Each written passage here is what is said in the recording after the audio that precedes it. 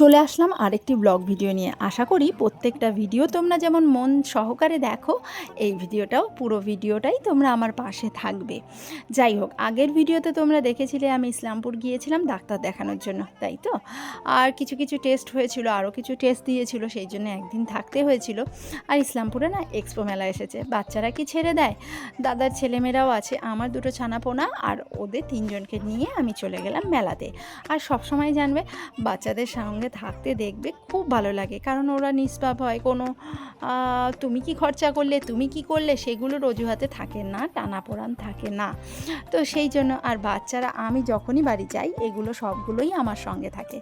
যাই হোক, শ্রেয়া আর বদ্দার ছেলে ওই চরকিটাতে ঘুরেছিল, আর দাদার ছেলে বলল এই দোলনাতেতে দুলবে। তো যাই হোক, ওটাতে ভয় পাচ্ছিল বলে ওটাতে দিয়েছিলাম। তারপরে যেহেতু একদিন ছিলাম, তারপরের দিন আমি শ্রেয়াদেরকে নিয়ে একটু বাজারে গেছিলাম। তো এই জলপরীটা আমি আগের দিনও ওকে শোটা দেখাইনি, কারণ আমার মনে হয়েছিল যে এই জলপরী শোটা দেখালে টাকাটা ওয়েস্ট।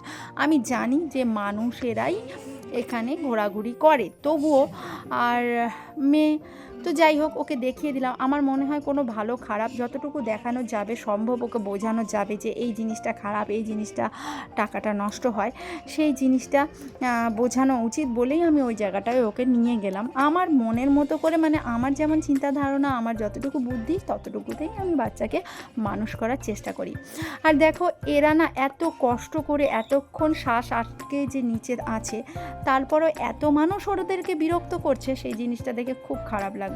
কত কষ্ট করে না মানুষ নিজস্ব জীবিকার জন্য। যাই হোক, পরের দিন মানে কালকে 4:45 নাগাদ বাস ধরবো বলে স্ট্যান্ডে চলে আসলাম, যেটা বালুরঘাটের বাসটা।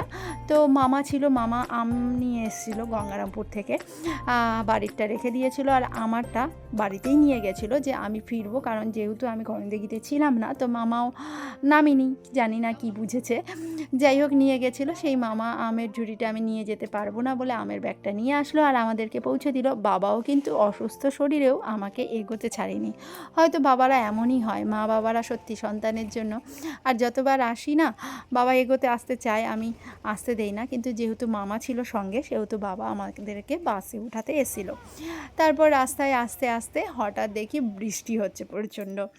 তারপর বাড়ি ফেরার পরে লেগে পড়েছি, কারণ যে আমগুলো আনা হয়েছিল সেই আমগুলো অনেকগুলোই পচে যাচ্ছিল।